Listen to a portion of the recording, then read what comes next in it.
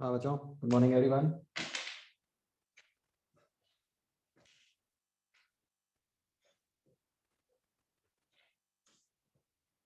करण, तुम आज 8:45 कैसे जूम ज्वाइन करके बैठे थे मेरा?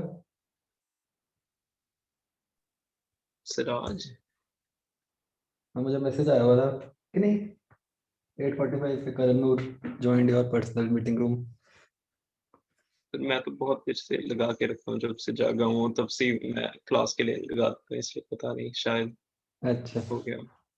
ओके।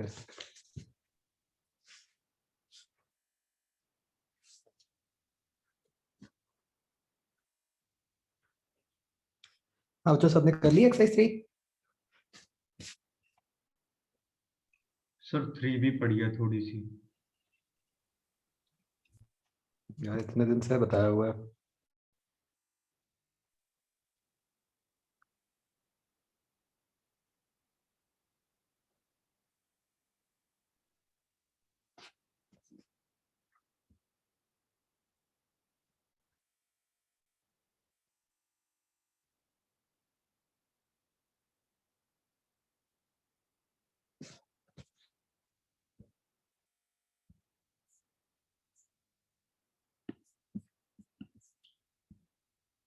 हाँ जी, बताओ बच्चों, इसमें डाउट्स?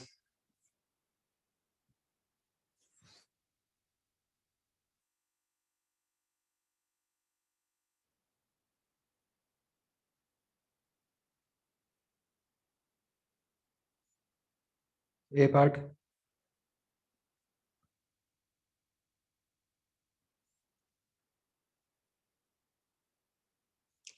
अच्छा बच्चों, सेकंड क्वेश्चन, मतलब इसको करने का सबसे फास्ट तरीका क्या होता है कि कौन सी वेव लैग कर रही है, कौन सी लीड कर रही है?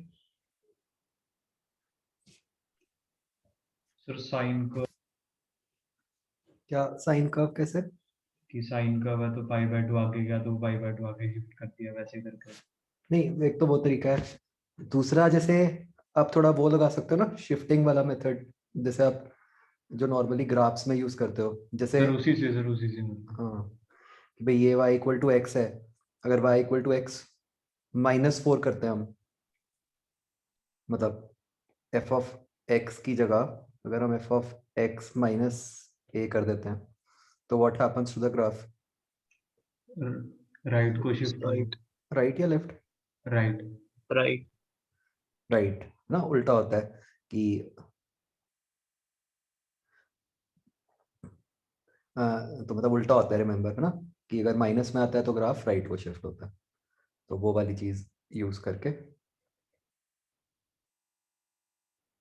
आप निकाल सकते हो।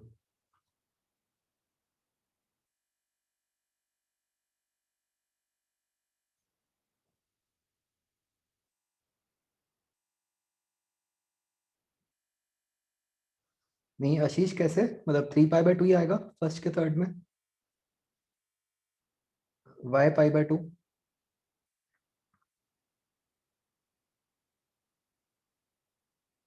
मतलब अगर आपने मतलब फॉर्मूला के बिना भी करना है तो आपको ऐसे सोचना पड़ेगा कि कितने क्वाड्रेंट्स निकल गए ऐसे वाले।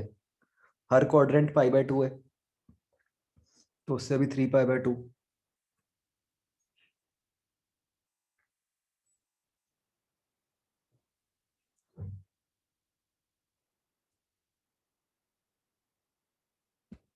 और अगर आप इसको एक और मेथड से भी कर सकते हो बच्चों, मैं अगर आपको SHM वाले मेथड से बताऊं, ठीक है, SHM में भी आप क्वेश्चंस करते थे फेज डिफरेंस वाले। बी और ई पार्टिकल्स को अगर हम सोचें, बी पार्टिकल अभी मीन पोजीशन पे है, ई पार्टिकल एक्सट्रीम पोजीशन पे है ना?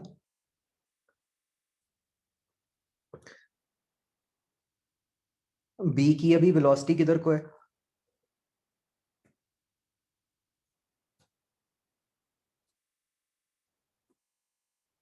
ऊपर को। हाँ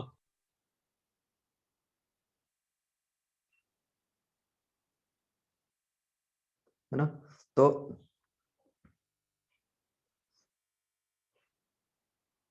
मतलब आप इस तरह से सोच सकते हो, और कोई खास फायदा नहीं हो रहा, जो फॉर्मूला से सीधा निकल ही रहा है। तो बी जो है वो एक मीन पोजीशन है जहां पे उसकी वेलोसिटी टुवर्ड्स राइट है। ई जो है वो एक एक्सट्रीम पोजीशन है।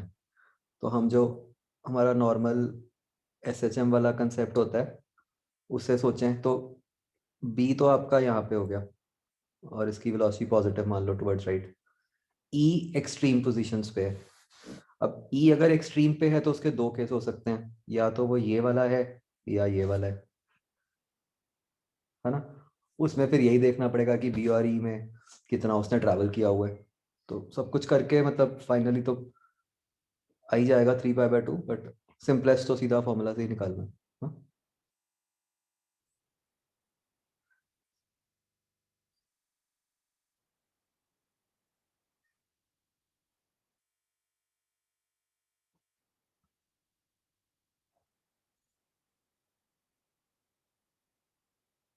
नहीं, हम सिर्फ इंट्यूटिवली ना पाई का फेज डिफरेंस बता सकते हैं। पाई का फेज डिफरेंस हमें कैसे पता चलता है? जब बिल्कुल ऑपोजिट हो, कि एक ऊपर जा रहा हो एक नीचे जा रहा हो। हाँ? और जगह नहीं हम बता पाते। जैसे आप बी और डी पे बता सकते हो कि सेम पोजीशंस पे हैं, एक ऊपर जा रहा है एक नीचे जा रहा है, तो पता चल गया एकदम कि हाँ भी पाई है फेज डिफरेंस।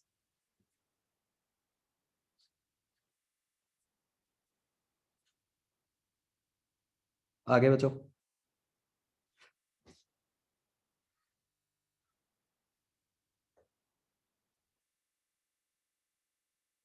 ए पार्ट और कोई डाउट?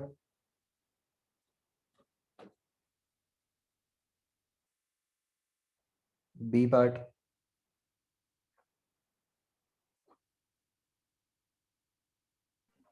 The ninth question.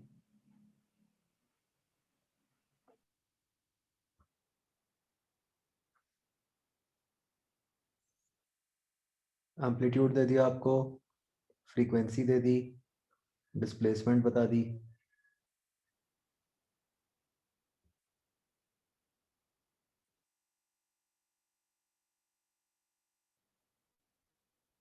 ये बता दिया कि वेव प्लस एक्स डायरेक्शन में जा रही है। ये बता दिया कि एंड एक्स इक्वल टू 0 जो है वो टी इक्वल टू 0 पे इक्विलिब्रियम पोजीशन पे है। तो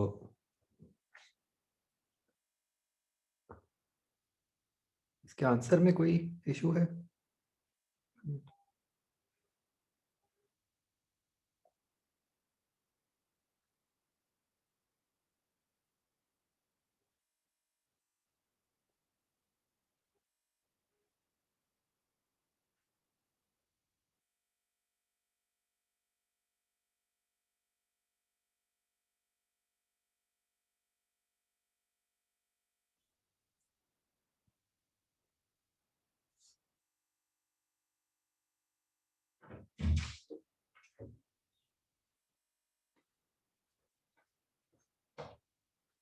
यहाँ पे क्या होगा बच्चों, देखो जो इन्फॉर्मेशन आपके पास है उससे ये तो पक्का हो गया कि आप this equation will be of the form y equal to a sign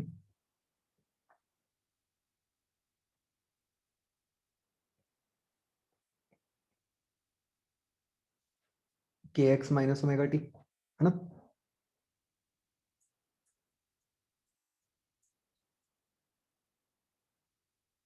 यहाँ पे ओमेगा आपको पता है।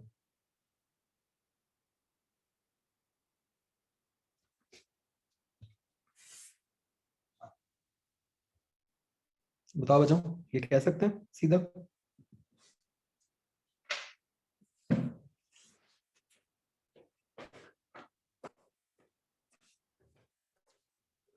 फाई तो आ नहीं सकता क्योंकि टी इक्वल टू 0 पे x 0 है ना। बीच में माइनस साइन ही आएगा क्योंकि वे प्लस एक्स डायरेक्शन में जा रही है। बाकी ओमेगा आपको पता है।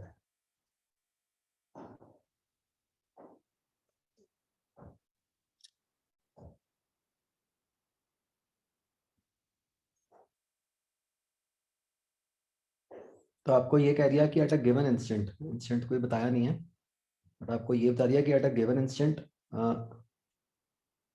एक की डिस्प्लेसमेंट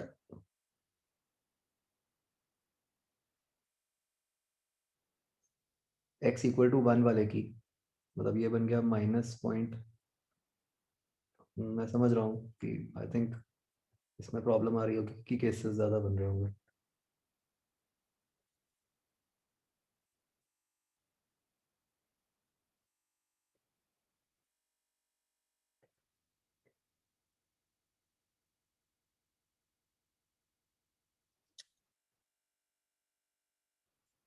ना तो ये sine of something equal to half आ गया, माइनस हाफ आ गया, करेक्ट। तो मतलब ये आपका बन गया k into 0.1 minus omega t, sine of some value is minus half, है ना। तो उससे क्या कह सकते हैं,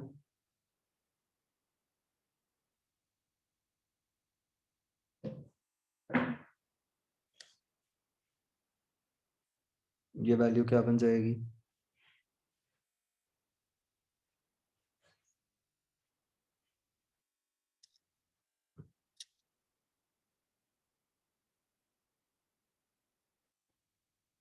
seven pi by six, 11 pi by six and so on. वो बच्चों आप जो उससे लिखते हो वैसे बताना मुझे, वो ट्रिग्नोमेट्री से हम लिखते हैं ना किसी तरह।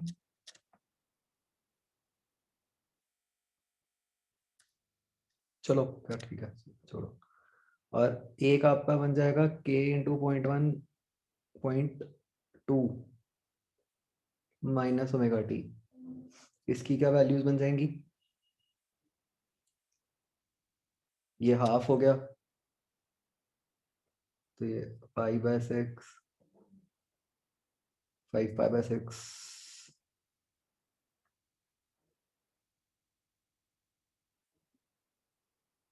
And so on.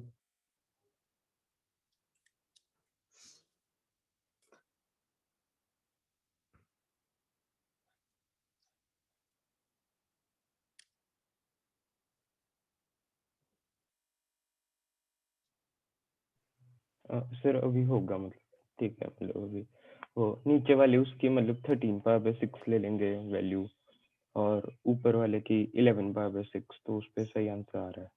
नहीं वही मैं कह रहा हूँ कि वो तो चलो एक केस ले लिया आपने, बट क्या इसमें मल्टीपल आंसर्स बन सकते हैं। इससे मतलब बन तो सकते हैं शायद। मैं उसके लिए कह रहा था कि अगर उसको जनरल टर्म्स में लिख दो तो आपको बेटर आइडिया लग जाता।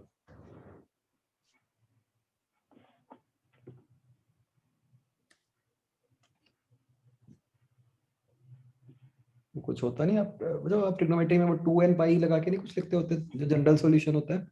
यस सर, वो मतलब साइन का हम उसको कि साइन थीटा अगर मतलब साइन अल्फा की इक्वल है तब लिखते हैं वो तो।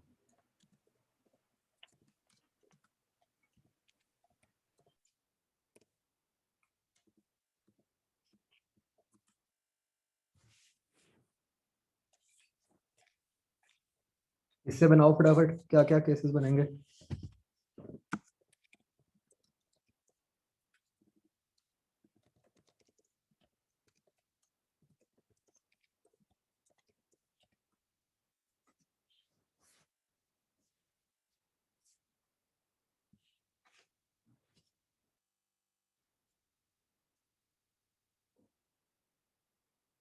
मतलब बच्चों k इंटू 0.1 की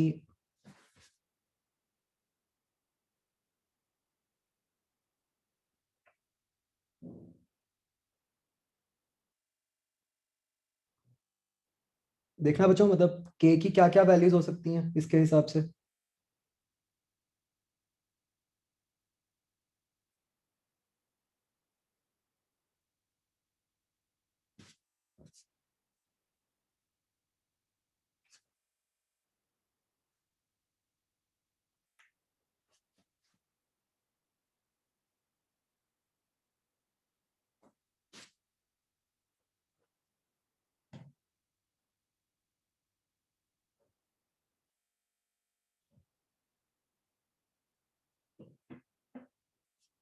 मतलब बच्चों देखो बहुत सारी बन जाएंगी ना वैल्यूज, मतलब आप जनरल टर्म्स में निकाल लेना, जैसे के को लेकिन पॉजिटिव नहीं आना पड़ेगा। हाँ पॉजिटिव वाली ही बहुत सारी भी बन सकती है ना, कि जैसे आपने मतलब आप जैसे कहा कि 13 पाई बाय 6 -7π/6 भी हो सकता था यस सर। ना। 13π/6 -11π/6 भी हो सकता था।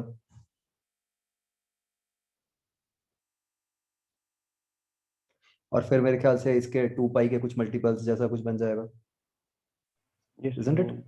2π + थीटा और 2π - थीटा। हाँ,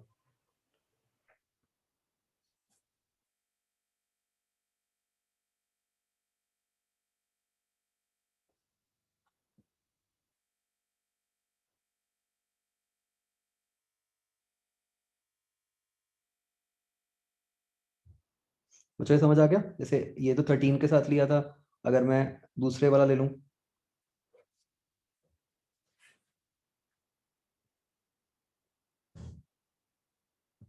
ये जो 17π/6 वाला बन रहा है,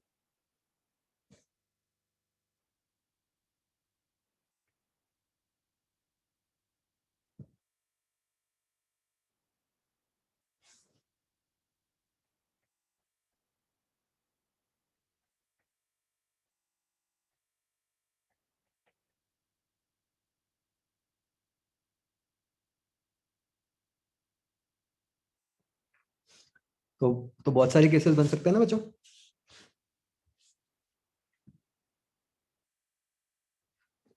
तो उसके हिसाब से मल्टीपल आंसर्स आ सकते हैं इसके।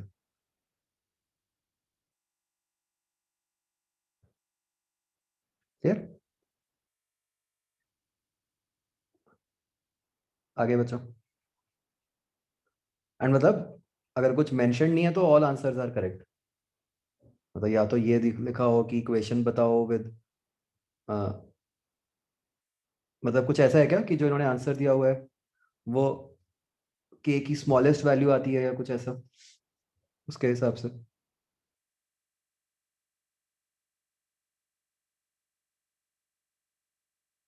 देखना बच्चों।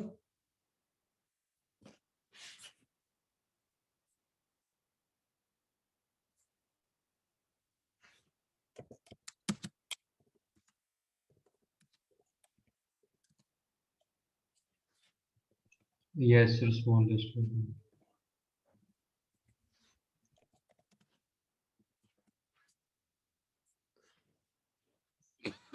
तो मतलब क्वेश्चन में लिखा होना चाहिए कि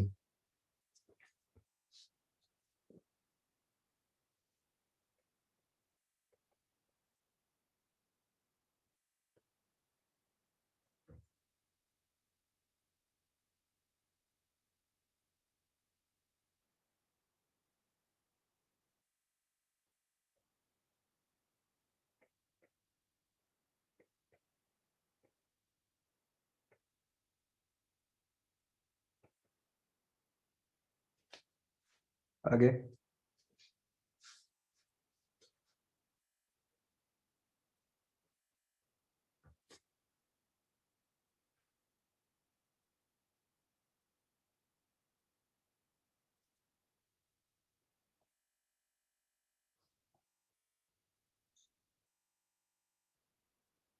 B part done. C part.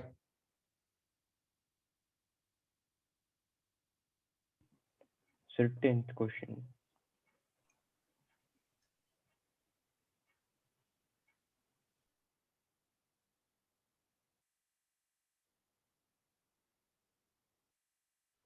देखो आपको कह दिया कि temperature varies linearly with height, तो आपको ये पता है कि टेम्परेचर का आप रिलेशन लिख लोगे हाइट के साथ, तो उससे आपके पास वो इक्वेशन बन जाएगी। जैसे बिल्कुल जैसे हमने रोप वाला केस किया था वही वाला केस है। टेम्परेचर के साथ आप स्पीड ऑफ साउंड लिखोगे, उसको dy/dt लिखोगे, किसी भी y पे आप लिख सकते हो ना क्या स्पीड बनेगी। यस सर वही मतलब ऐसे किया था, लेकिन इंटीग्रेशन इसकी काफी कॉम्प्लेक्स ही बन रही थी, हो नहीं रही थी वो। सिंपल रूट में बनेगी इंटीग्रेशन। नहीं सर वो हो नहीं रही थी शायद, कि वो मतलब dx अपॉन कुछ बन रहा था। हाँ वो उसके रूट एक्स बीच टाइप्स में ही रूट बनेगा था। कुछ।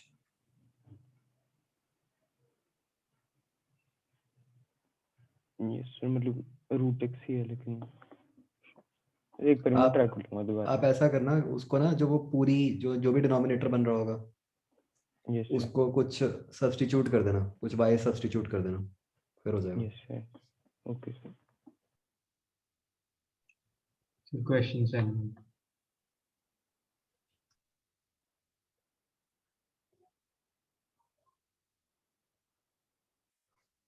7th क्वेश्चन, फ्रीक्वेंसी सेम रहती है जैसे हमने बात की थी, स्पीड चेंज हो जाएगी क्योंकि टेंशन अलग होएगी, तो v equal to F lambda से निकल आएगा।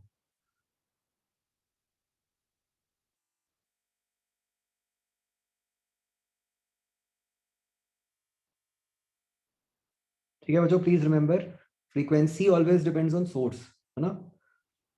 एक बार एक वेव बन गई, आप उसकी फिर फ्रीक्वेंसी चेंज नहीं कर सकते कभी भी।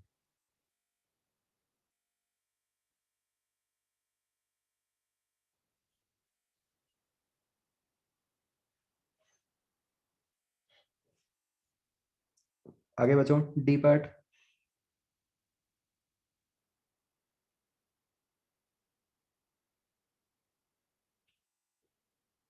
एक बच्चों, ई पार्ट के सेकंड क्वेश्चन का आंसर डी आएगा।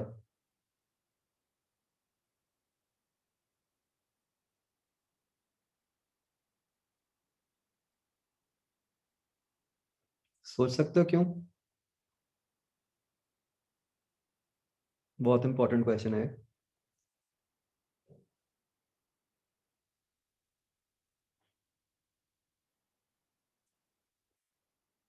कोई नहीं, ये ना आज डिस्कस करेंगे।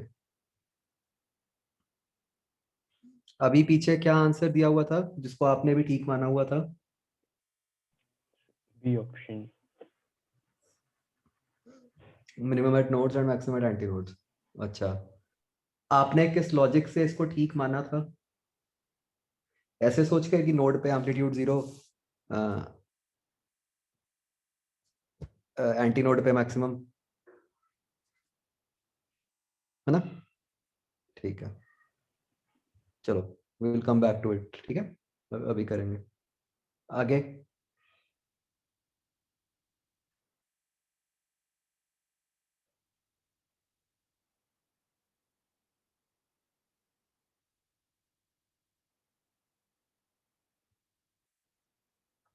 F part.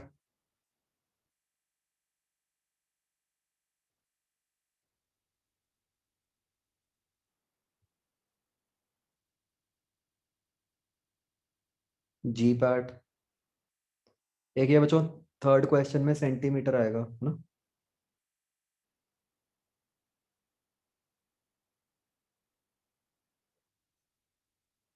G part.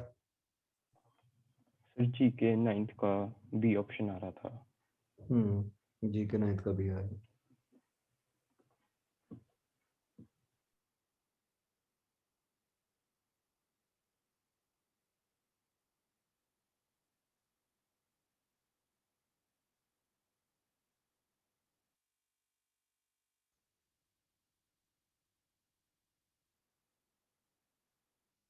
H part.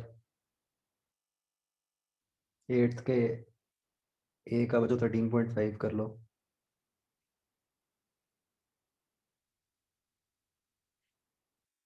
बच्चों मैं एक आपसे बात शेयर करना चाहता हूँ। इस बार ना जेई मेंस का पेपर था जैसे, तो उसमें ना उन्होंने, जैसे आपको पता है आप भी दे रहे हो जेई मेंस के पेपर, तो जैसे आपको मोस्टली उसमें वो लिखा होता है ना कि 2 आंसर प्लेसेस तक राउंड ऑफ करो। तो तो अभी रिसेंटली शुरू किए हैं जेई मेंस ने न्यूमेरिक वाले, तो इसमें लिखा हुआ था कि जैसे भी कि राउंड ऑफ करो, है ना। इस बार उन्होंने इंस्ट्रक्शंस में आगे ये लिख दिया क्लियरली कि आपको आंसर इंटीजर फॉर्म में राउंड ऑफ करके देना है। ठीक है, हाँ, ऑल पेपर्स। गलत बात ये थी कि जैसे ना मतलब जैसे पहले जब आईआईटी के भी आंसर्स इंटीजर में आते थे, तो ऑप्शन ही नहीं होती थी कि आप इंटीजर के अलावा कुछ भर दो, मतलब वो आप एंटर ही इंटीजर कर सकते थे। वैसे जहां तक मुझे याद आ रहा है वो इंटीजर होते ही तब थे जब ऑफलाइन पेपर था, तो ऑब्वियसली ओएमआर में तो आप कैसे ही भरोगे। तो मतलब जब आपने आंसर टाइप करना है तो ऑप्शन थी कि आप डेसिमल में भी डाल दो, बट इंस्ट्रक्शंस में उन्होंने ये लिख दिया कि इंटीजर ही मार्क करना है। एंड इतने बच्चे, मतलब मैं बिल्कुल बच्चों जैसे आपके जो सीनियर बैच है, मतलब जो सारे अच्छे टॉपर बच्चे डेसिमल करके आ गए। और मुझे इतना गुस्सा आया, मैंने इतना डांटा उन्हें। मैं कहा यार इतनी बार एक चीज समझाई है, मैं आपको भी बच्चों हमेशा ये कहता हूं कि भाई इंस्ट्रक्शंस ध्यान से पढ़ो। अब जब इंस्ट्रक्शंस में लिख दिया तो वो बाद में थोड़ी इस बात को कंसिडर करेंगे कि हाँ जी आपने इंस्ट्रक्शंस नहीं पढ़ी। मतलब एक्स्ट्रा टाइम लगाया आपने एग्जैक्ट कैलकुलेट करने में, उसको डाला और आप उसके मार्क्स कटवा के आ गए। सोचो।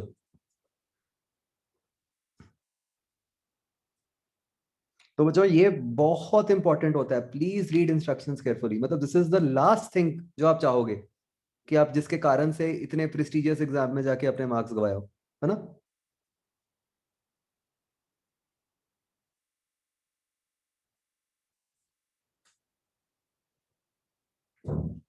आगे बच्चों।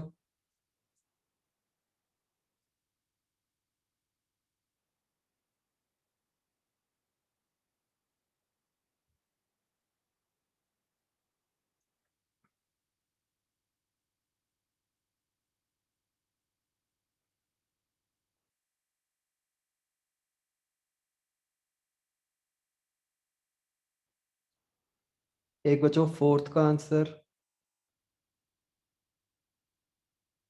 ए और सी करो। ठीक है, Doppler can be applied only when speed is less than speed of sound.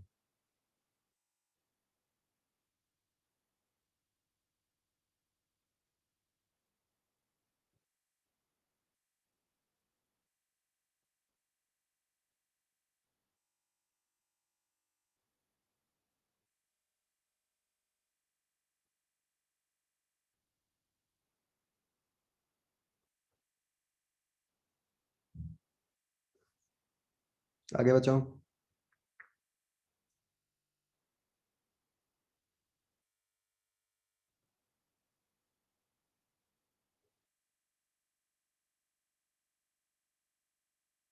B part.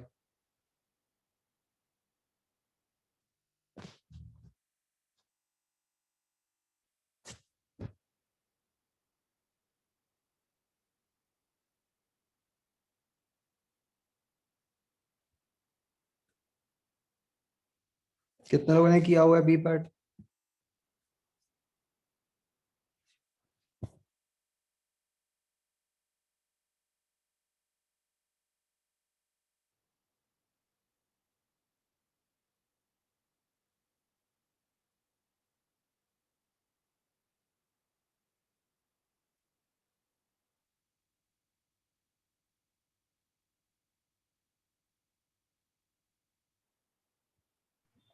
Comprehension 1 में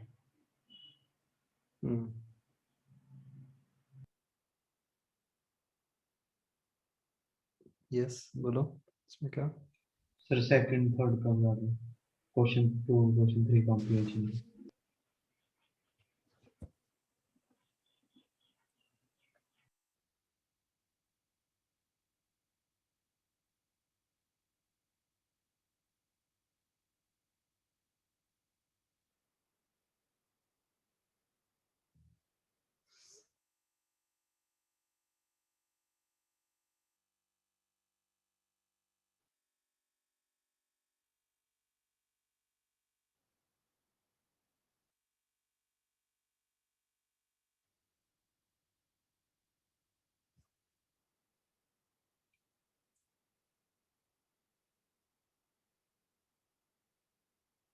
देखो इसमें आपने क्या करना है, आप क्या करो, इसे जो मैंने आपको समझाया था, जो नॉर्मल इक्वेशन है उसको वेव की इक्वेशन में कन्वर्ट कर दो। दो तरीके मैं समझाता हूँ आपको, ठीक है। एक तरीका है सेफ मेथड, जो आपकी नॉर्मल इक्वेशन है उसको वेव की इक्वेशन में कन्वर्ट कर दो। How will you convert it into wave की इक्वेशन?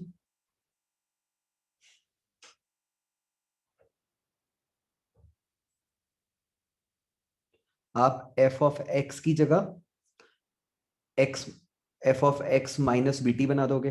वी तो आप निकाल ही सकते हो, आपको इंफॉर्मेशन दी हुई है।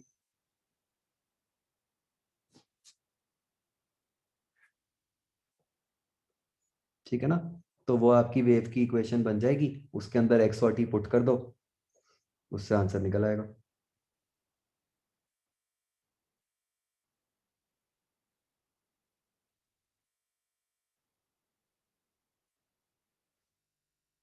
ठीक है। दूसरा तरीका क्या है? आप t इक्वल टू 0 पे एक बार स्ट्रिंग बना लो। t इक्वल टू 0 पे क्या बन रहा है?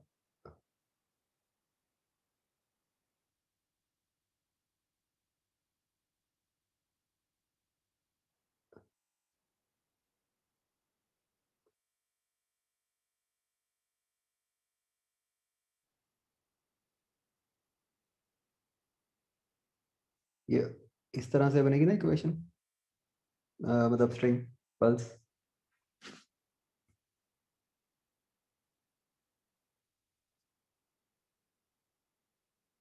ये पल्स इधर को जाएगी। ठीक है। इसकी वजह वेव स्पीड क्या आती है बताना मुझे।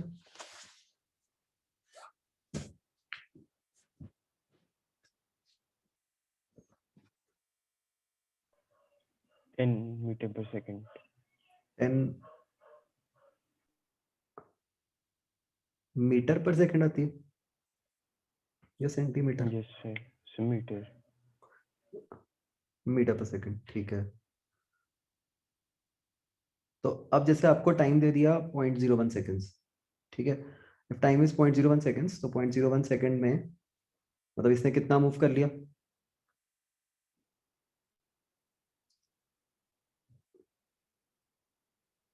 0.1 मीटर, मतलब 10 सेंटीमीटर।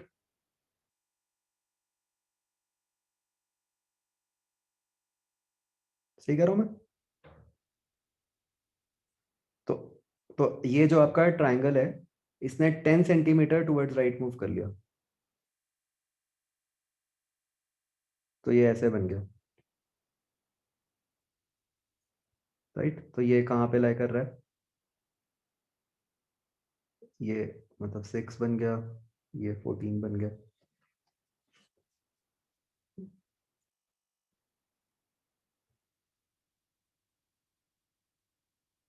ये 10 बन गया। तो अब ये आपकी पल्स है, इसमें आपको पूछा है x इक्वल टू 7 पे।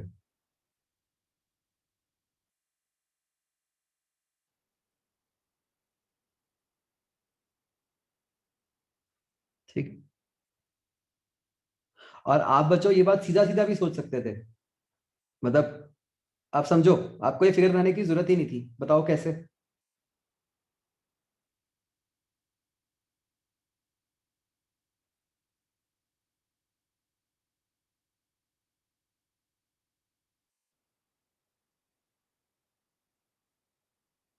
भाई पल्स का हर point 10 centimetre towards right shift करेगा, ये मानते हो?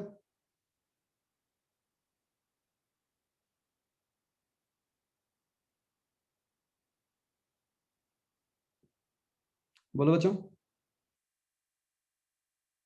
यस। तो आप तो सीधा ये सोचो कि x इक्वल टू 7 पे किसी पॉइंट की जो डिस्प्लेसमेंट है, that will be same as initial pulse के कौन से पॉइंट, 7 माइनस 10 करके। तो जो x इक्वल टू -3 पे होगी, है ना? तो उससे निकाल लो।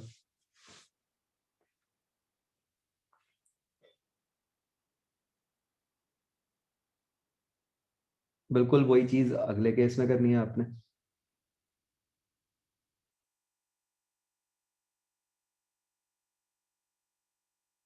ठीक है।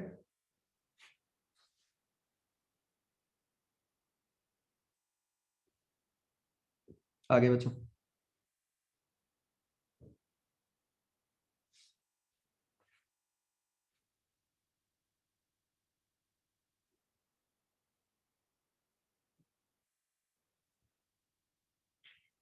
8th का बी आएगा बच्चों।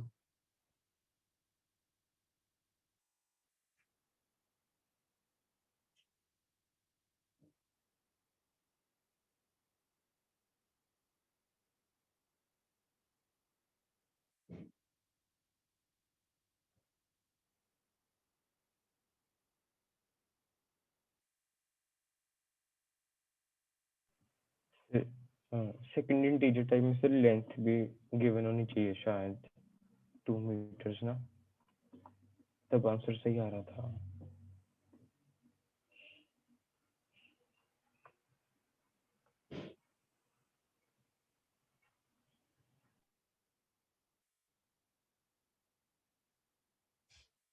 नहीं, एरर लगाओ।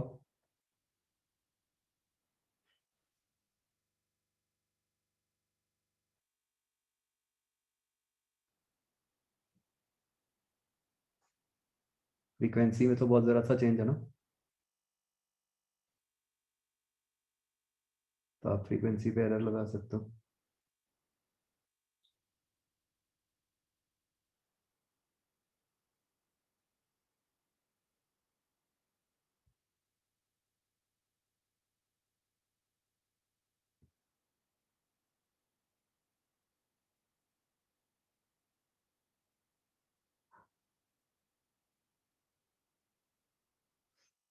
एट्थ क्वेश्चन का क्या मतलब है?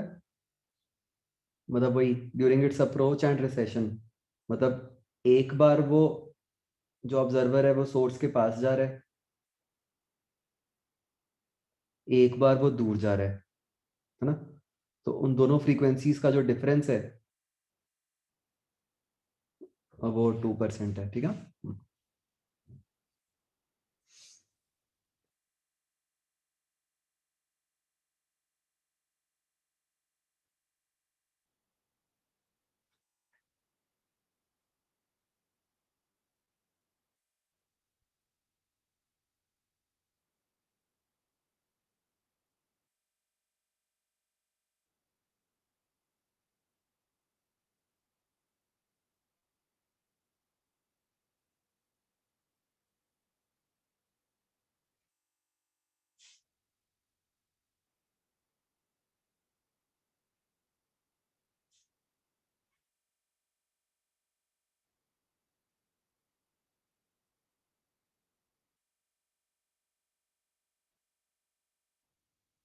तो जो एट्थ का ये एट्थ क्वेश्चन समझ पा रहे हो आंसर कैसे आया?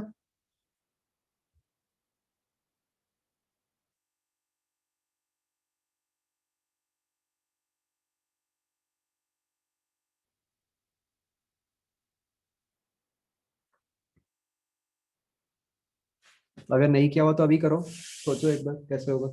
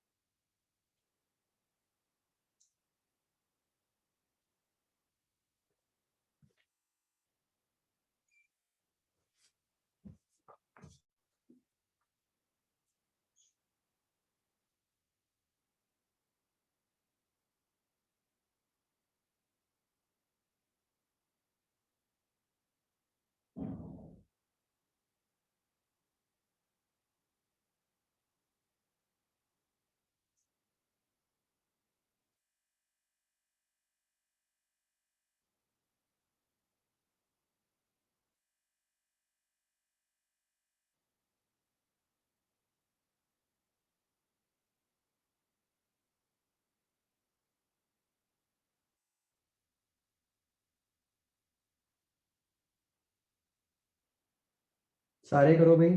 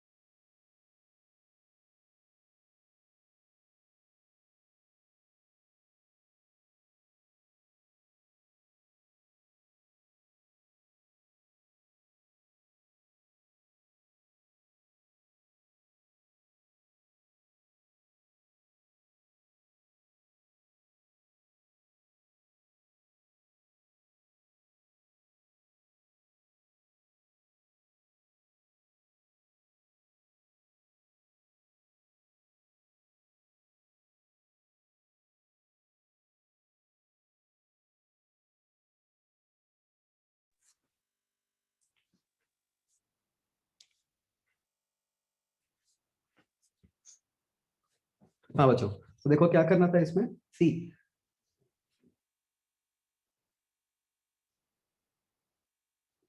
एक सेकंड।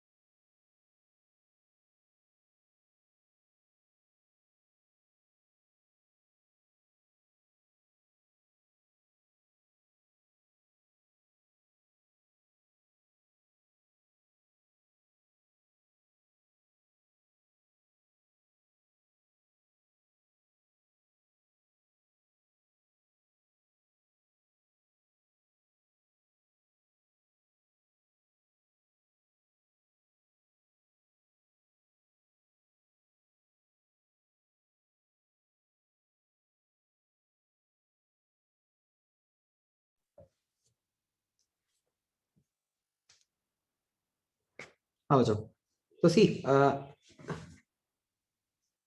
सिचुएशन क्या है कि ये ए है, ये बी है, ए के पैसेंजर्स यहाँ पे हैं, साउंड यहाँ से इस पॉइंट पे प्रोड्यूस हुई। सर स्क्रीन नहीं शेयर। अच्छा,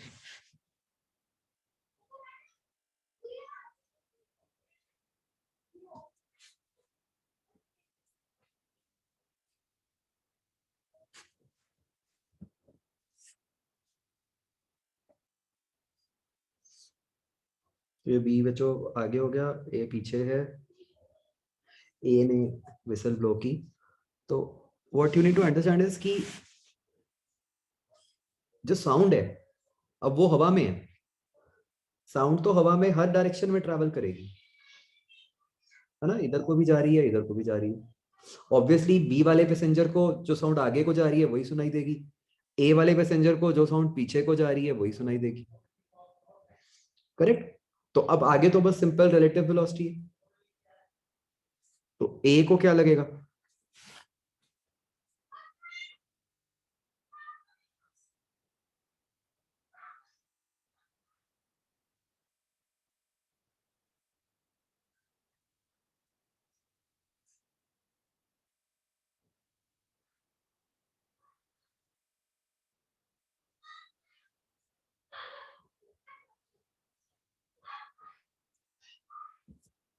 तो समझ गए बच्चों, नॉर्मल रिलेटिव वेलोसिटी से निकल ही आएगा।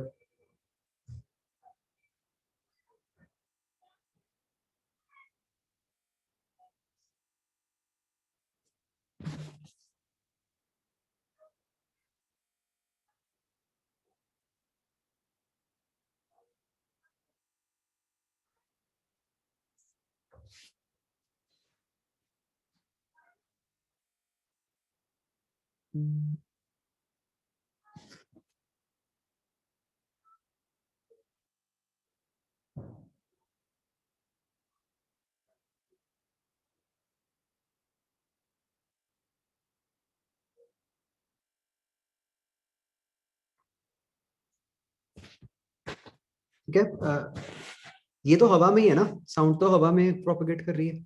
आशीष आपका डाउट क्या है, मैं समझा नहीं।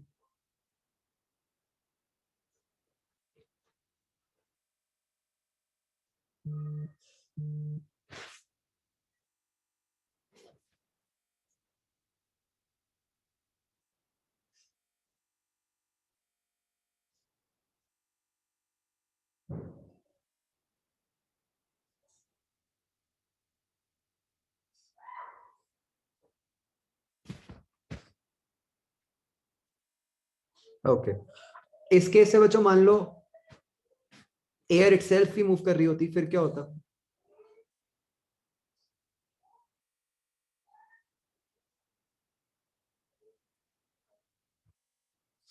तो हमें उसको भी कंसिडर करना पड़ता, मतलब ये जो 340 होती है, देखो लिखा भी हुआ है specifically, still air, right, this is speed of sound with respect to air.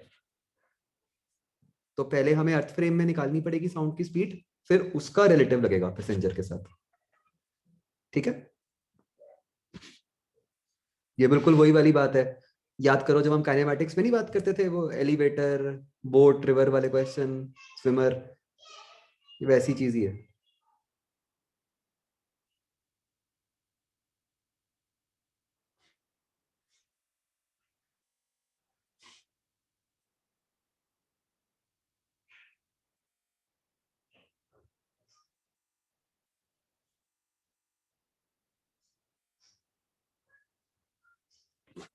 मतलब मैं समझ गया आपका डाउट आशीष, बट वो फिर और क्लियरली स्पेसिफाइड होना चाहिए, या उतने से पार्ट को इग्नोर करेंगे हम, कि जो बस के अंदर वाली एयर है उसकी स्पीड अलग है, जो बस के बाहर वाली एयर है उसकी स्पीड अलग है ना? तो देन उनको क्लैरिफाई करना पड़ेगा एग्जैक्टली कि क्या सिचुएशन है।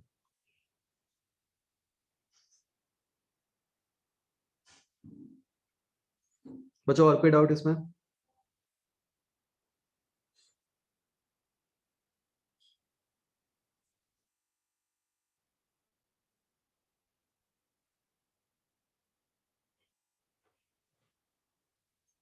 एक बच्चों शायद इस क्वेश्चन में अटकोगे, फोर्थ क्वेश्चन में, जैसे इसमें वेवलेंथ पूछी है,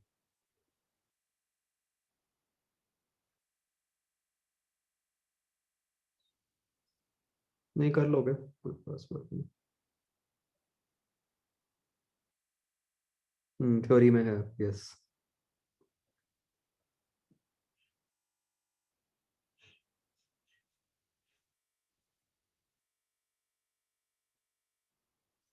ठीक है बच्चों, थोड़ा सा हमने आगे पढ़ना है, फिर मैं पढ़ा दूं इसके कुछ एक्स्ट्रा कंसेप्ट्स।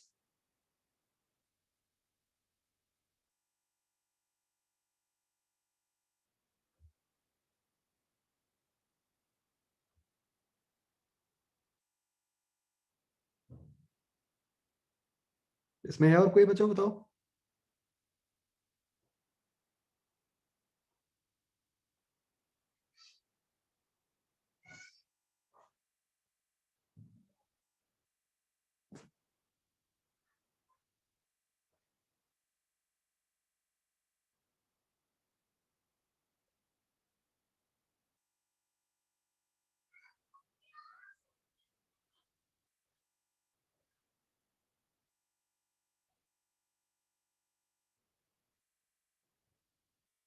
तो अब बच्चों हम स्पेसिफिकली वेव्स के अंदर एनर्जी की बात करेंगे कि क्या रहता है, कैसे रहता है।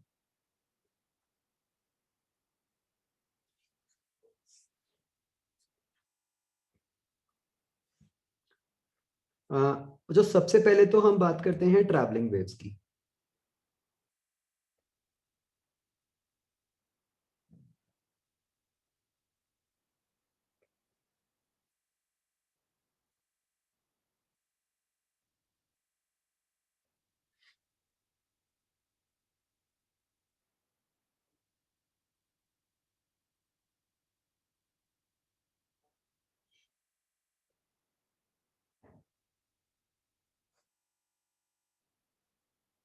तो भाई ऐसे कोई वेव है, ठीक है। अब देखो बच्चों, हम किसी भी पॉइंट की या किसी भी पार्टिकल की एनर्जी की बात देखो किस तरह करते हैं।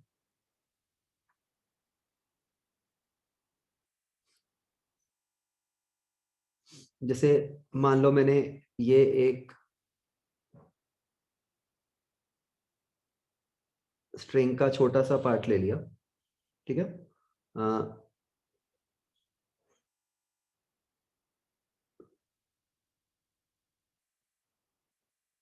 जो कि ऐसे dx विड्थ का है, ठीक है।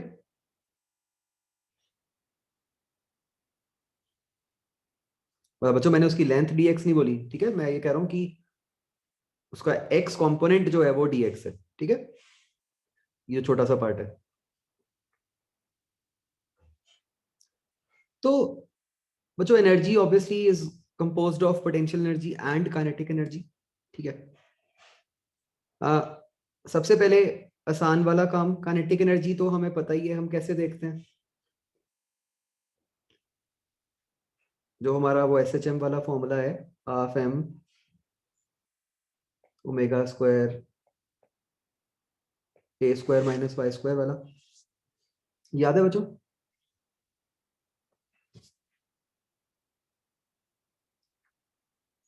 तो इससे हमें ये पता चल रहा है कि भाई ये जो क्वांटिटी है ये कहाँ पे मैक्सिमम है बच्चों, कहाँ मिनिमम है? ये एक्सट्रीम पोजीशन पे काइनेटिक एनर्जी मिनिमम हो गई।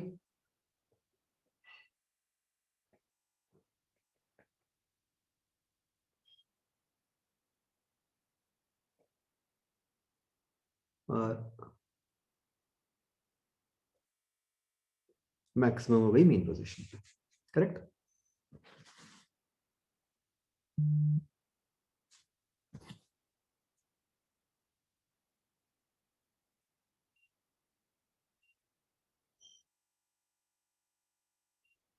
ओके, अब बच्चों how will we check potential energy?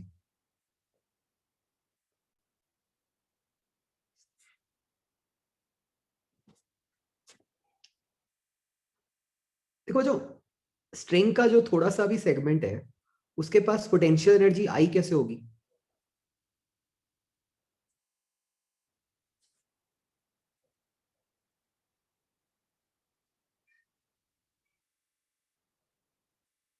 ये तो उस पर डिपेंड करेगा ना कि वो स्ट्रिंग कितना खिंचा हुआ है।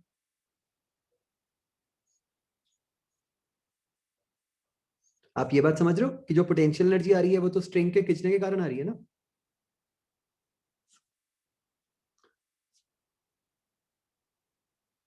तो बच्चों अब हाउ विल वी चेक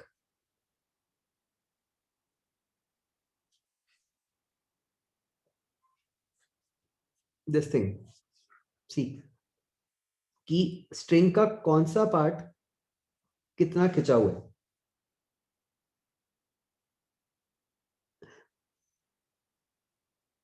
अब बच्चों देखो, स्ट्रिंग की जो नॉर्मल पोजीशन है वो तो उसकी ऐसे हॉरिजॉन्टल अनस्ट्रेच्ड पोजीशन है ना। अब मुझे अगर देखना है कि स्ट्रिंग के किस पार्ट के पास कितनी पोटेंशियल एनर्जी है, उसके लिए मुझे यह देखना पड़ेगा कि स्ट्रिंग का कौन सा पार्ट कितना खिंचा हुआ है।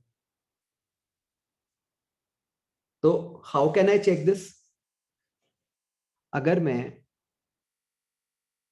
ऐसे छोटे छोटे विड्थ्स ले लूं,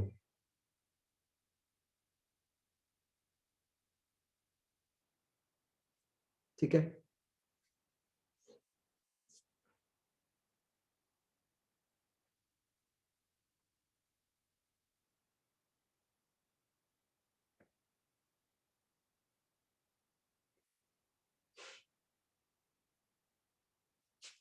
लाइक दिस।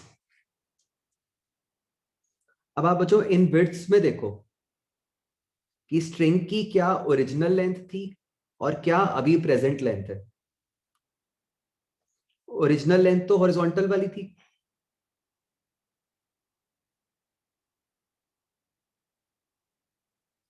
और इस इंस्टेंट पे जो लेंथ है वो जो ऐसे मैंने ब्लू कर दिया उससे दिख रही है, या ग्रीन कर देता हूं तो और क्लियरली दिख जाएगा। क्या बच्चों आपको इस फिगर से ये समझ आ रहा है कि कौन सी ओरिजिनल लेंथ है और कौन सी प्रेजेंट लेंथ है?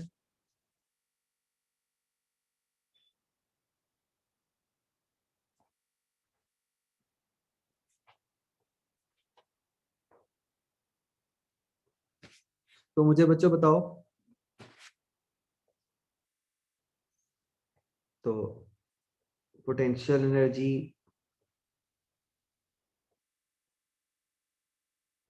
Depends on extension of string, right? तो बच्चों अब मुझे देखकर बताओ कौन से पार्ट की पोटेंशियल एनर्जी मैक्सिमम हुई और कौन से पार्ट की मिनिमम हुई।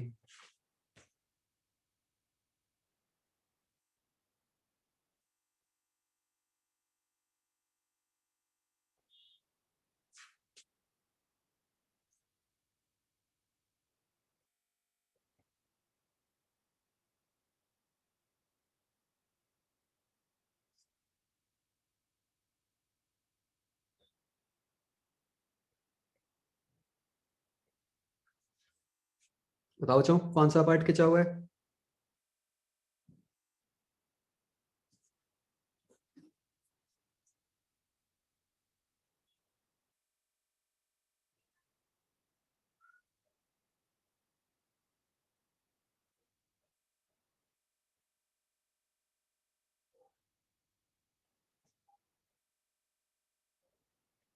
मतलब बच्चों मेन पोजीशन वाले की या एक्सट्रीम पोजीशन वाले की?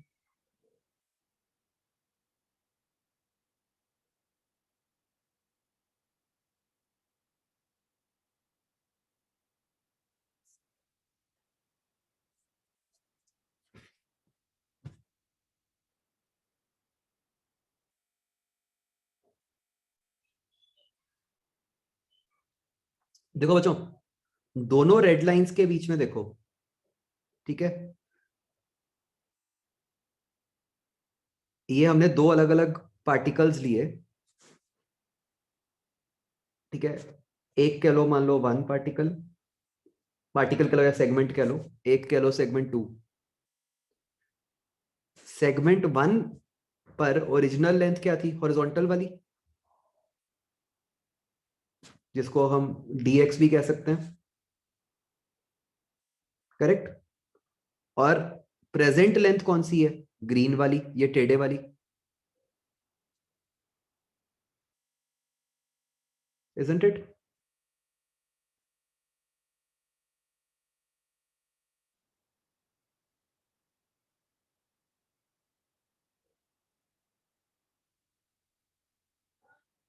तो बच्चों बताओ मुझे किस केस में लेंथ ज्यादा खिंची हुई है। देखो जो सेगमेंट टू है वहां तो लेंथ पहले भी हॉरिजॉन्टल थी, बाद में भी हॉरिजॉन्टल ही है नियरली,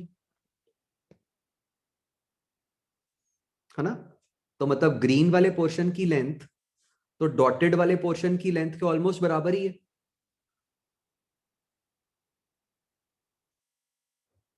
isn't it?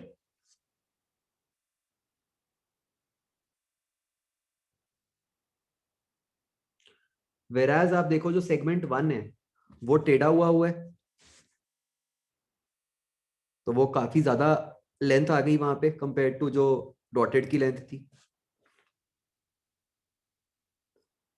बोलो बच्चों, सारे आंसर करो please, yes no, very important concept.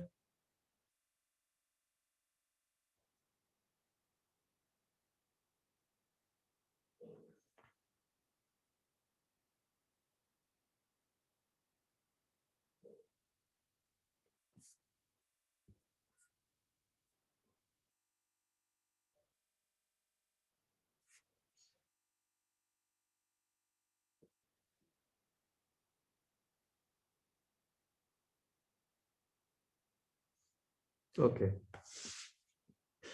तो ये मिनिमम कहां पे हो गई,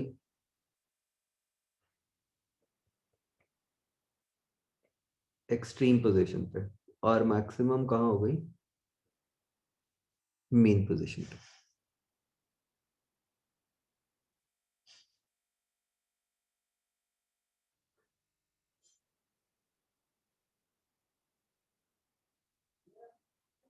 ये कुछ अजीब हो गया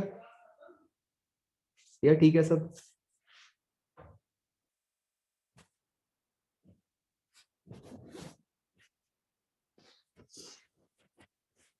देखो कहीं कुछ गड़बड़ तो नहीं लग रही।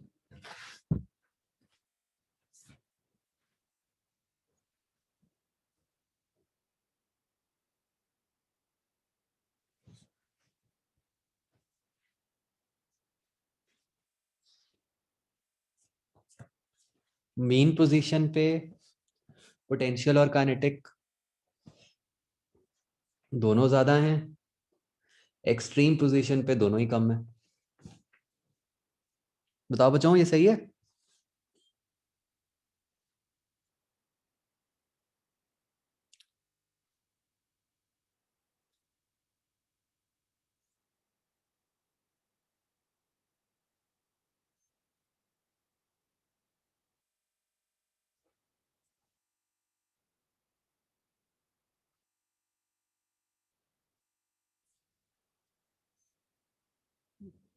बोलो भाई कुछ।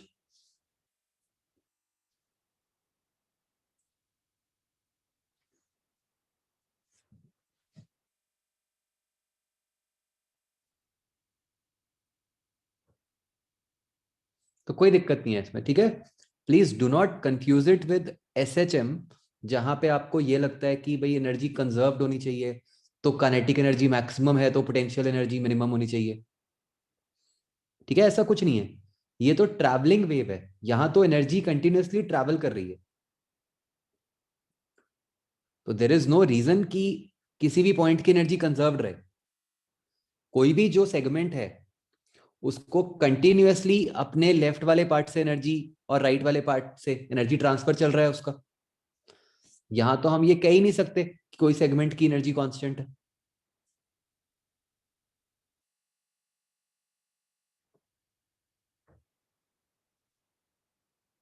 क्या ये बात समझ आती है बच्चों?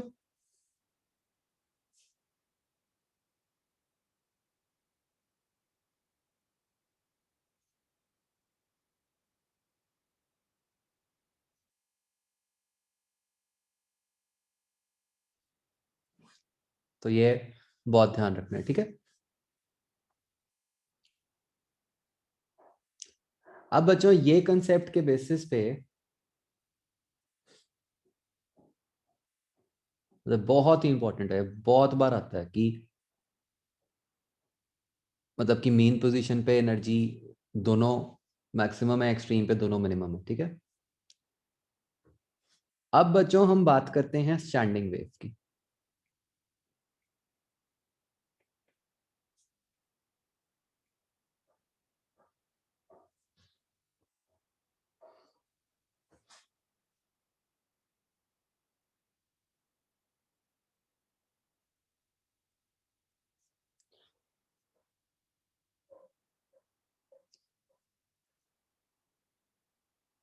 तो मैं बच्चों एक स्टैंडिंग वेव की दो अलग अलग पोजीशंस बनाता हूं।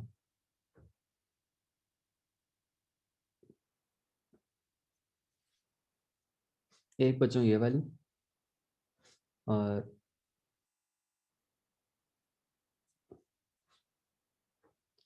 एक ऐसे एक्सट्रीम वाली, ठीक है। और इसमें ये दो नोड्स हो गए, बीच में एंटी नोड हो गया। तो वाइट वाले को बोल देते हैं एज पोजीशन 1, ब्लू वाले को बोल देते हैं एज पोजीशन 2। तो बच्चों एग्जैक्टली वो कंसेप्ट लगाओ जो अभी हमने ऊपर बात की है, और उसके बेसिस पे मुझे बताओ कि यहाँ पे आप एनर्जी के बारे में क्या कमेंट कर सकते हो, यही मैक्सिमम मिनिमम नोड और एंटी नोड के लिए।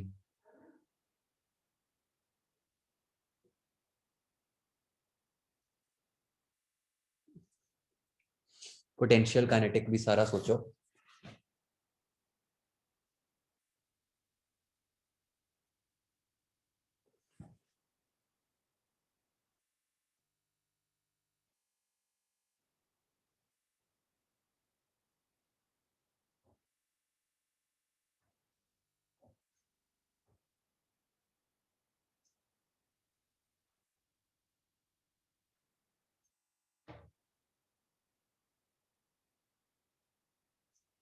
मतलब मुझे जो बच्चों आंसर चाहिए वो इस तरह चाहिए कि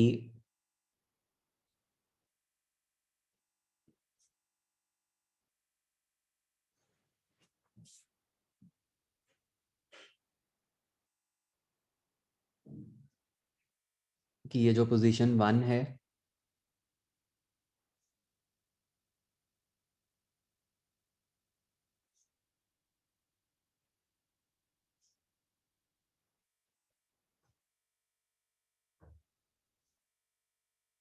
उसमें नोड के पास कौन सी एनर्जी है, मतलब कौन सी एनर्जी मैक्सिमम है, कौन सी मिनिमम है।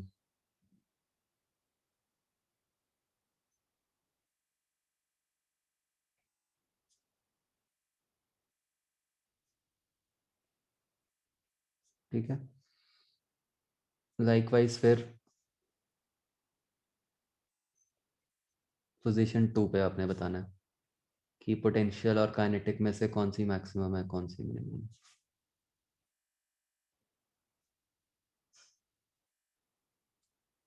तो ये ब्लैंक्स फिल कर दो।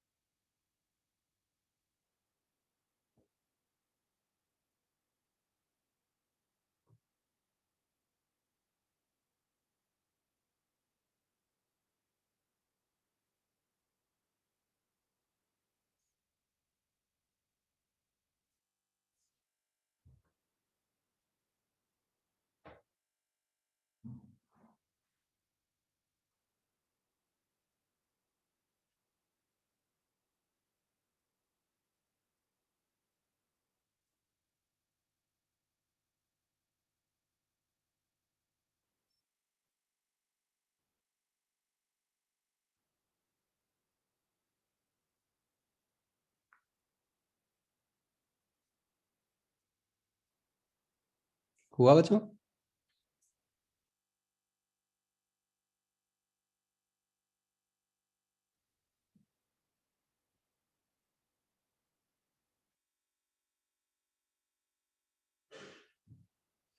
पोजीशन 1 है हॉरिजॉन्टल पोजीशन, जब स्ट्रिंग जब फ्लैट है।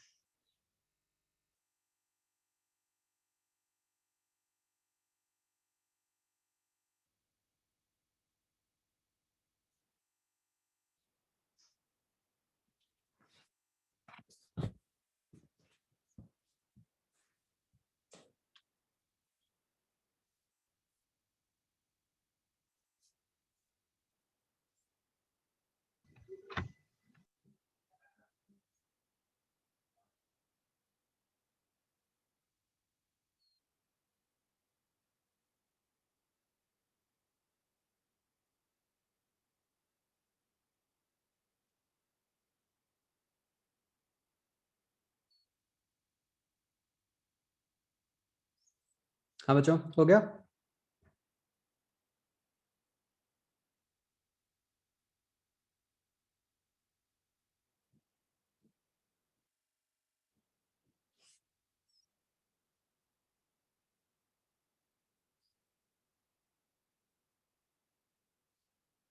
ओके,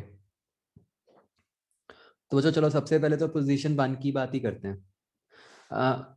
आई थिंक पोजीशन 1 पे एक चीज तो देखनी सबसे आसान है कि स्ट्रिंग फ्लैट है, अपनी ओरिजिनल पोजीशन में ही है ना? तो कौन सी क्वांटिटी तो एकदम ही पता है कि मिनिमम ही होएगी यहाँ पे।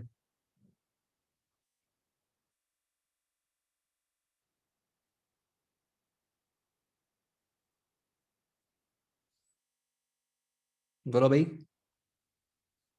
पोटेंशियल एनर्जी, है ना? कि भाई चाहे नोड है चाहे एंटी नोड है, पोजीशन 1 पे पोटेंशियल एनर्जी तो मिनिमम ही होएगी, क्योंकि वो खिंचा ही नहीं हुआ उस टाइम पे स्ट्रिंग। करेक्ट बच्चों?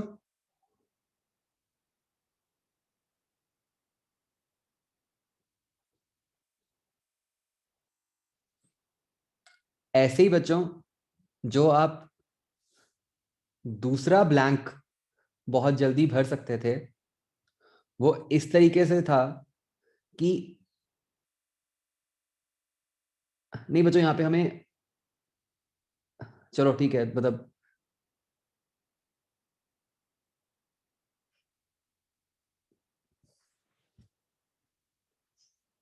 दोनों चीजें देखनी पड़ेंगी।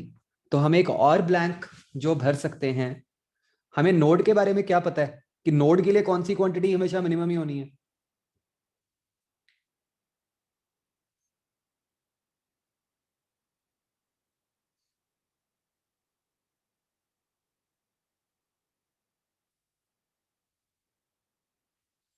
बच्चों ध्यान से सोचो, नोड के लिए कौन सी क्वांटिटी मिनिमम ही होनी है? Kinetic energy, right? नोड तो हिल ही नहीं रहा, तो उसके पास काइनेटिक एनर्जी तो आ ही नहीं सकती।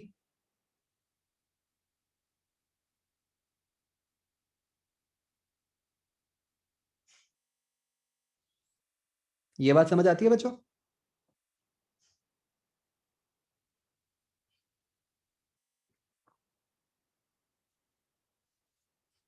तो नोड की काइनेटिक एनर्जी तो हमेशा ही मिनिमम होनी है, वो तो कुछ सोचना ही नहीं।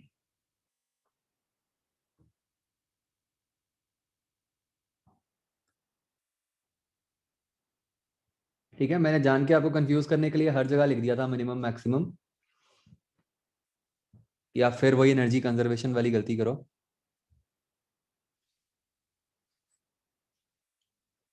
तो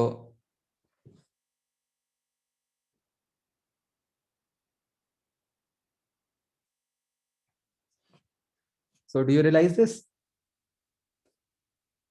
कि नोड की तो काइनेटिक एनर्जी हमेशा मिनिमम ही होएगी, क्योंकि वो कौन सा मूव कर सकता है?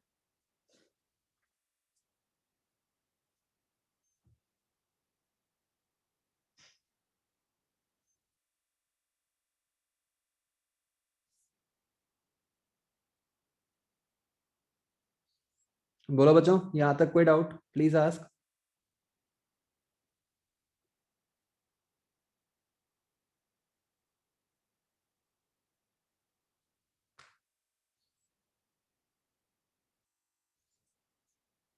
बच्चों प्लीज आंसर करो, ये इंपॉर्टेंट कंसेप्ट है।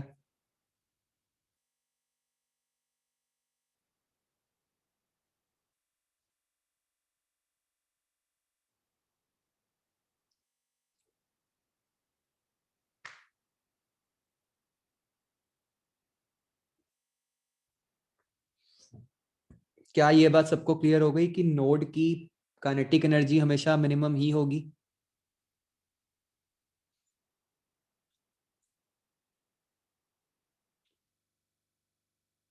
आदित्य गर्ग,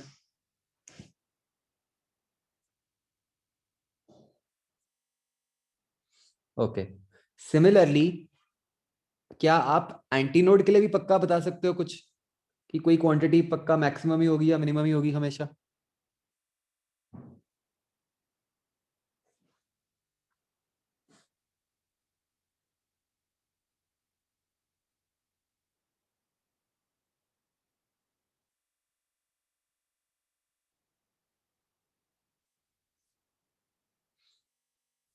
तो देखो बच्चों, एंटीनोड तो खिंच ही नहीं रहा।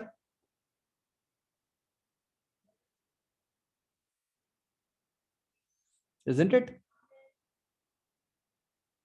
Just imagine the antinode going from position 1 to position 2. वो जो सेगमेंट है, क्या वो सेगमेंट कहीं पे भी खिंच रहा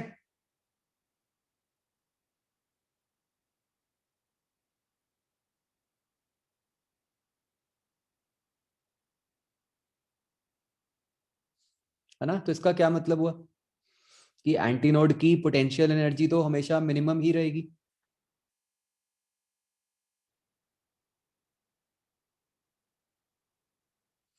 Isn't it बच्चों?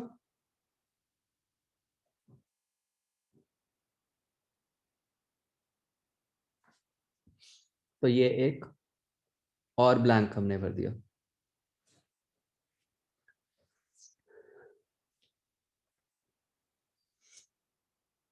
तो भाई हमें क्या पता चलता जा रहा है, आप देखो कि नोड की हमेशा काइनेटिक एनर्जी मिनिमम ही रहेगी at all positions of the string, और एंटी नोड की पोटेंशियल एनर्जी हमेशा मिनिमम ही रहेगी at all positions of the string. Is this correct?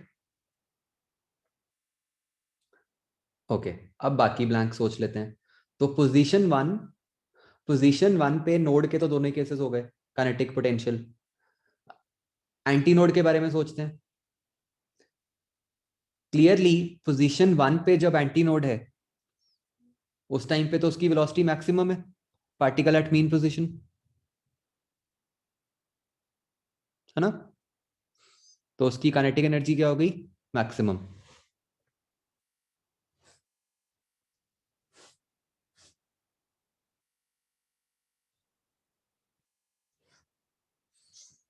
तो हमें समझ आ गया कि पोजीशन 1 जो है उस टाइम पे नोड के पास कोई एनर्जी नहीं है, और जो एनर्जी है वो एंटी नोड के पास ही है।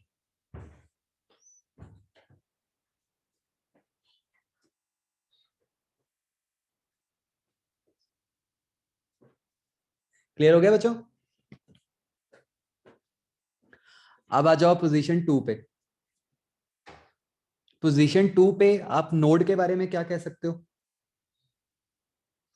क्या आप ये देख सकते हो कि पोजीशन 2 पे नोड खिंचा हुआ है सबसे ज्यादा? तो उसके पास के ई मैक्सिमम हो गई, सॉरी पीई।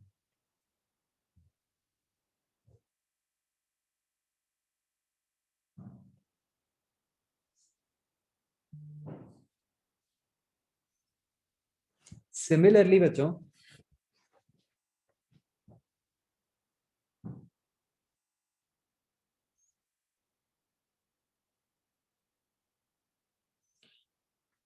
जो पोजीशन 2 है, क्या आप ये देख सकते हो कि पोजीशन 2 पे जो एंटी नोड वाला पॉइंट है वो तो एक्सट्रीम पोजीशन पे है, वो रेस्ट पे है, तो उस टाइम पे उसकी के जो है वो मिनिमम ही है। तो there is nothing like maximum, दोनों ही मिनिमम है।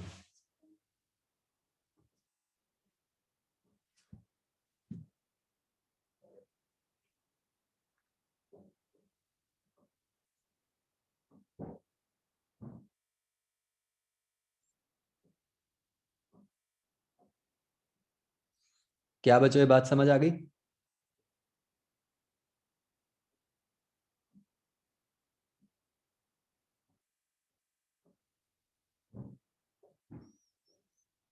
तो अब आप देख रहे हो कि एनर्जी को क्या हो रहा है।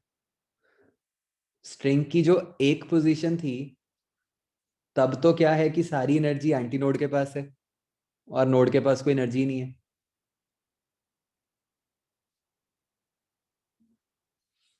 जो उसकी दूसरी पोजीशन है उस पे क्या हो रहा है, पोजीशन 2 पे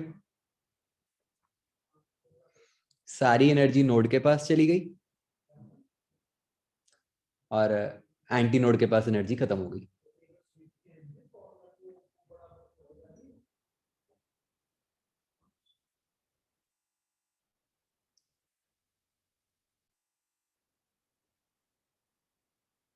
बच्चों बात समझ आ रही है?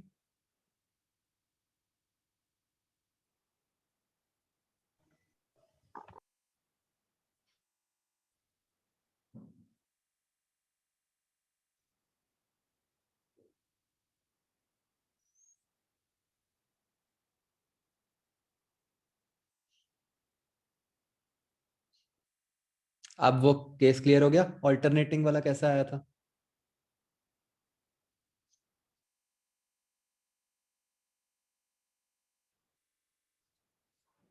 तो बच्चों मुझे ना ये वाला केस बहुत ही इंपॉर्टेंट लगता है।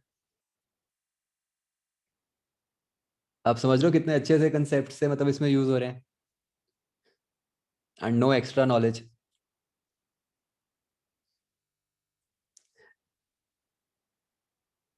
मतलब ना बच्चों देखो क्या है, ये ऊपर वाली चीज तो फिर आई हुई है एग्जाम्स में।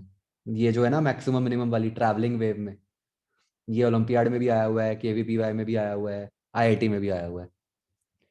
ये स्टैंडिंग वाली जो बात है ना, ये कहीं नहीं आया हुआ।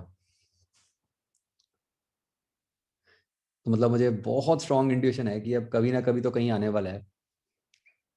तो ये प्लीज अच्छे से याद रखना।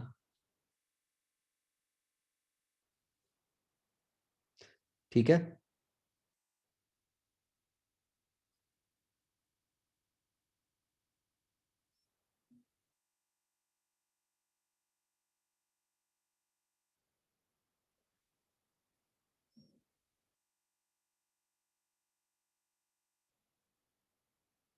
चलो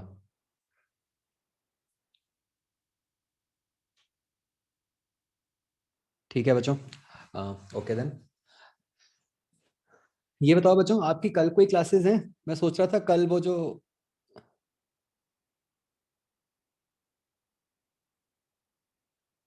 अ, अपना वो जो बचा हुआ है पार्ट रेडिएशन वाला, वो भी करके खत्म करें। मतलब आप बता दो मुझे, कल रखूं या मतलब नेक्स्ट वीक रखूं, जैसे आप कहो, मुझे कोई प्रॉब्लम नहीं है। आप अपना सारा सोच के, कोई प्री बोर्ड है, जो जो भी स्कूल एग्जाम है, कुछ भी।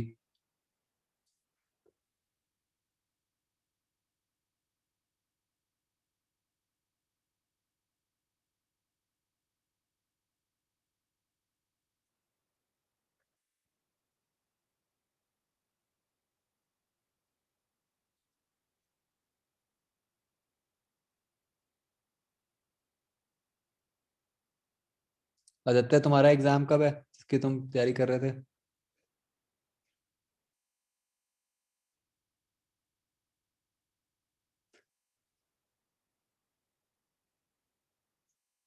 आदित्य तुम क्यों दे रहे हो पेपर? तुम्हारे स्कूल वाले तो बहुत चिल हैं। वो तो कहते हैं मत दो पेपर, चाहे फाइनल भी।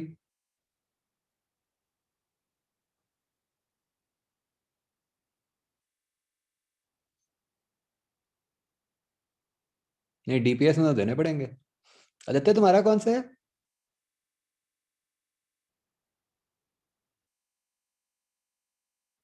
अच्छा, तुमने रियान में ही किया था फिर कंटिन्यू फाइनली? अच्छा, फिर नहीं मुझे पता, मुझे लगा अपोलो में हो तुम।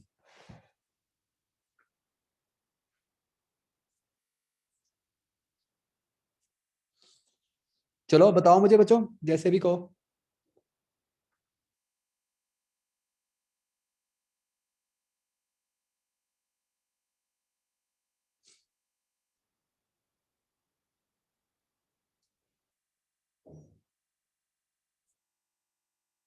चल नेक्स्ट वीक रख लेंगे, ठीक है।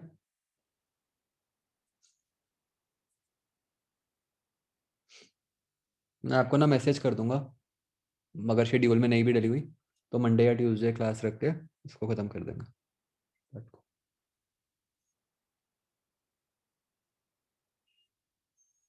एक छोटा सा कंसेप्ट मुझे वेव्स का भी और बताना है, वो भी मैं आपको फिर नेक्स्ट वीक ही बता दूंगा, ठीक है।